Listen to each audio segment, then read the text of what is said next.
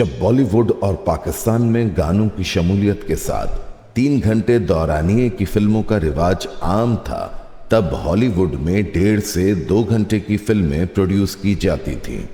इस दौरान बेशुमार ऐसी फिल्में भी रिलीज हुई जिनका दौरानिया 3 घंटे से भी ज्यादा था। हाल ही में रिलीज होने वाली Hollywood movie killers of the flower moon 3 घंटे 26 मिनट दौरानिए की तवील फिल्म है, जिसे आइंदा साल होने वाले ऑस्कर्स के लिए भी फेवरेट फिल्म माना जा रहा है। आपको ये जानकर हैरत होगी कि दुनिया की तवील तरीन फिल्म का रिकॉर्ड एक स्वीडिश फिल्म लॉजिस्टिक्स के पास है। साल 2012 में बनने वाली ये तजर्बाती फिल्म 857 घंटे तवील है। सिनेमा पर रिलीज होने वाली तवील दौरानिए की फीचर फिल्म का रिकॉर्ड अर्जेंटीना की फिल्म ला फ्लोर के क्रेडिट पर है। इस फिल्म का दौरानिया 808 मिनट है। इस रिपोर्ट में हम ये जायजा लेने की कोशिश करेंगे कि हॉलीवुड की तारीख में सर-ए-फहरिस्त वो कौन सी फिल्में हैं जिनका दौरानिया मामूल से ज्यादा था और वो तवील दौरानिए की वजह से भी याद रखी गई।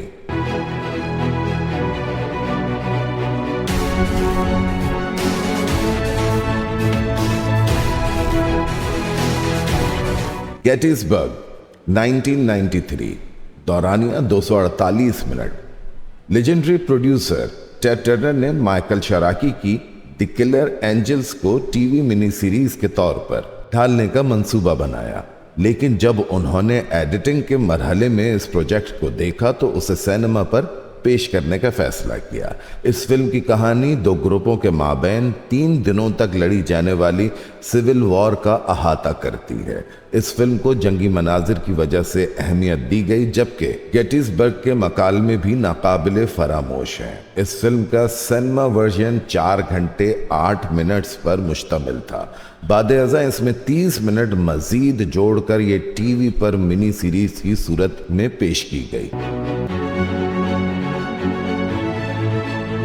क्लियोपेट्रा 1963 में रिलीज हुई, जिसका दौरानिया 248 मिनट है।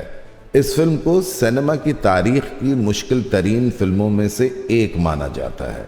क्लियोपेट्रा में 1500 से जायद जूनियर एक्टर्स की एक फौज के साथ बड़े पर्दे पर एक ऐसा काम पेश करने की कोशिश की गई जिसकी तकलीद मुमकिन ना हो। इस फिल्म की खास बात यह भी थी कि फिल्म की हीरोइन एलिजाबेथ टेलर के लिए 65 ड्रेसेस तैयार करवाए गए थे। इस प्रोडक्शन वैल्यू के साथ ये अपने दौर की महंगी तरीन फिल्म करार पाई। जैक स्नाइडर्स जस्टिस लीग 2021 में रिलीज हुई और इसका दौरानिया 242 मिनट्स है। जस्टिस लीग डीसी के मशहूर ज़माना कॉमिक बुक सुपर हीरोज पर मुश्तमिल फिल्म है, जो कि 2017 में रिलीज हुई थी। ये फिल्म चूंकि असल डायरेक्टर की गैर मौजूदगी में जॉस विडन ने मुकम्मल करके रिलीज की थी, लिहाजा फिल्मी हलकों के मुतालबे पर 2021 में जैक स्नाइडर ने इस फिल्म को डायरेक्टर्स कट के तौर पर जैक स्नाइडर्स जस्टिस लीग के नाम से पेश किया।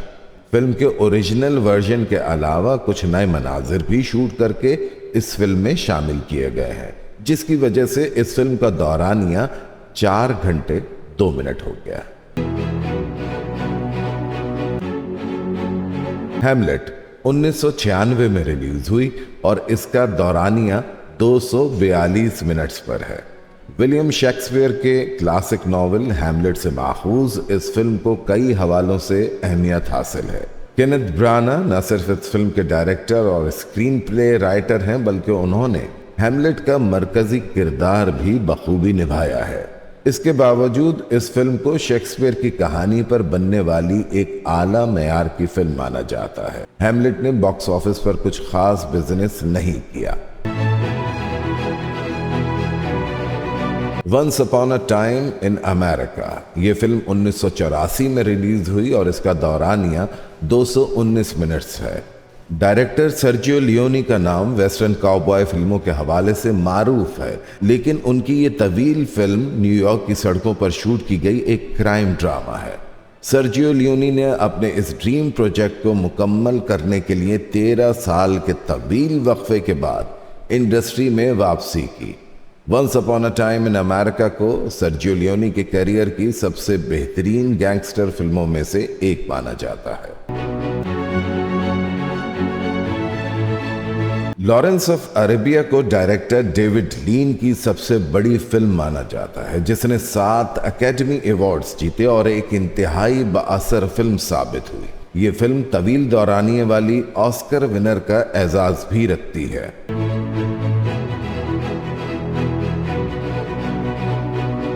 गॉन विद द विंड, जो कि 1939 में रिलीज हुई और इसका दौरानिया 221 मिनट्स है।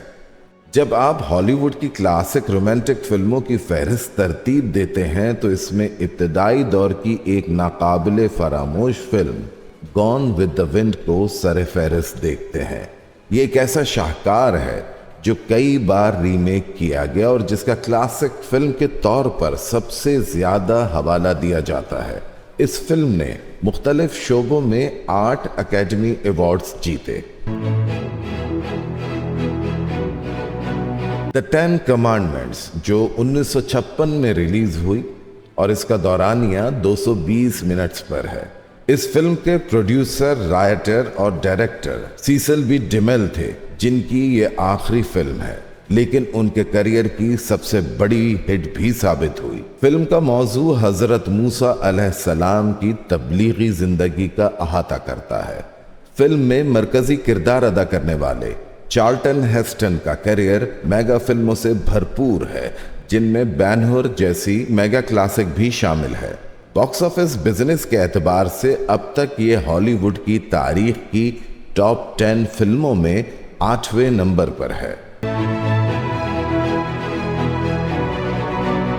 गॉड्स एंड जनरल्स 2003 में रिलीज हुई और इसका दौरानिया 219 मिनट है। गेटिसबर्ग के डायरेक्टर रोनाल्ड मैक्सवेल ने इस बार भी एक नॉवेल की कहानी को फिल्म का मौजू बनाया, लेकिन ये फिल्म बॉक्स ऑफिस पर नाकाम रही। ताहम तवील फिल्मों की फहरिस्त में ये रोनाल्ड मैक्सवेल की दूसरी फिल्म के तौर पर दर्ज हुई।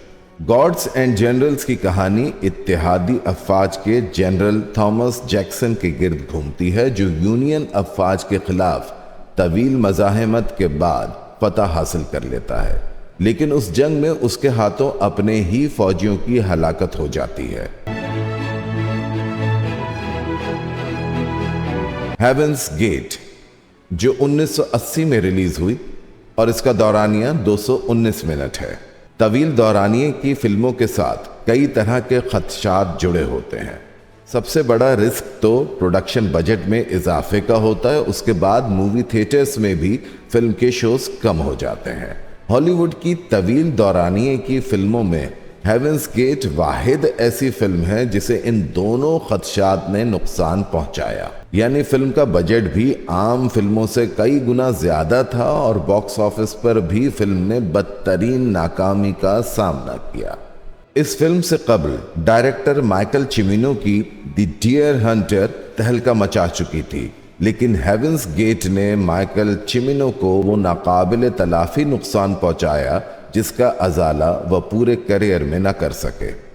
इस वेस्टर्न स्टाइल फिल्म की कहानी 1890 के पस मंजर में है, जब मगरबी अमेरिका की एक रियासत के मकामियों और यूरोप से आने वाले मुहाजिरीन के दरमियान जमीन की मिल्कियत को लेकर तनाज़ा शुरू होता है।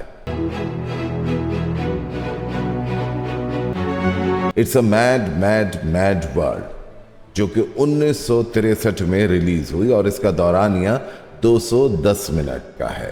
तारीख में बहुत कम कॉमेडी फिल्मों को इपिक होने का एजाज हासिल हुआ, जिनमें से एक it's a mad mad mad world है। फिल्म की कहानी के मुताबिक एक माफिया डॉन कार एक्सीडेंट में दम तोड़ते हुए अपनी मदद के लिए आने वाले बाइक सवारों को अपनी खुफिया दौलत के बारे में बताता है, जो कि एक पार्क में दरख्तों से बने डब्ल्यू के नीचे छुपाई गई है। इससे पहले कि ये बाइकर्स उस दौलत तक पहुंचे, कई और लोग भी उस खुफिया दौलत के हुसूल में लग जाते हैं। इस कहानी को कई बार रीमेक किया गया, लेकिन सबसे कामयाब रीमेक बॉलीवुड की डबल धमाल को माना जाता है।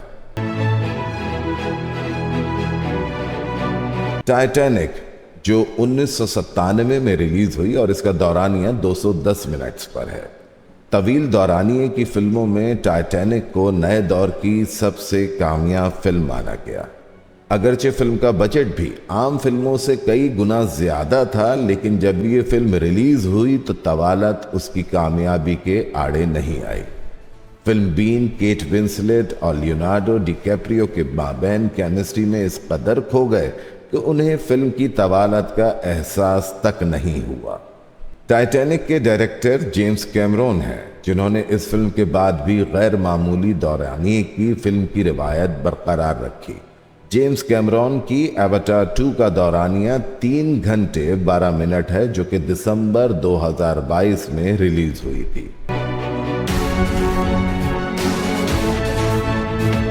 द आयरिशमैन, जो कि 2019 में रिलीज हुई और इसका दौरानिया 209 मिनट्स है। आयरिशमैन पहली जंग अजीम के एक अहम किरदार फ्रैंक शेरिन की जिंदगी का अहाता करती फिल्म है, जिसे मार्टिन स्कॉर्सेज़े ने डायरेक्ट किया।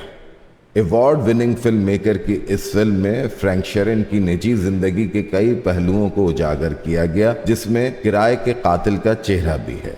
फ्रैंक ने अपने करीबी दोस्त जिमी होफा का कत्ल भी किया। इस फिल्म की शूटिंग में भी मार्टिन ने काफी वक्त लिया। आयरिशमैन की फिल्मबंदी का शेड्यूल 106 दिन पर मुहित था। हाल ही में रिलीज होने वाली तवील दौरानिए की film killers of the flower moon के डायरेक्टर भी मार्टिन स्कॉर्सेज़े हैं। ये फिल्म इसी नाम से 2017 में शाया होने वाली बेस्ट सेलिंग नॉवेल की कहानी पर बेस्ड है, जो कि हकीकी वाकयात का अहाता करती है। फिल्म की कहानी 1920 के अवाइल की है। अमेरिकी रियासत ओक्लाहोमा की काउंटी ओसेज में अमीर तरीन कबाइलियों की एक फैमिली में पुरअसरार तौर पर कत्ल का सिलसिला शुरू हो जाता है। इन वाकयात में वहां का सफेद farm boss William King Hale भी शामिल है, जो अपनी मदद के लिए अपने भतीजे को भी ओसेज बुला लेता है, जो उन कबाइलियों की एक अमीर लड़की से दौलत की खातिर दोस्ती कर लेता है। बाद-ए-अज़ा जब इन्वेस्टिगेशन ब्यूरो का एक एजेंट मामले की छानबीन करता है तो ये सारे किरदार कानून की गिरफ्त में आ जाते हैं। इस फिल्म की खास बात यह है कि हॉलीवुड के दो बड़े परफॉर्मर्स रॉबर्ट डी नीरो और लियोनार्डो डिकैप्रियो ने पहली बार स्क्रीन शेयर की है। Killers of the flower moon को अब तक की सबसे महंगी बायोग्राफिकल फिल्म करार दिया गया है, जिसने मार्टिन स्कॉर्सेज़े की अपनी द आयरिशमैन को भी पीछे छोड़ दिया।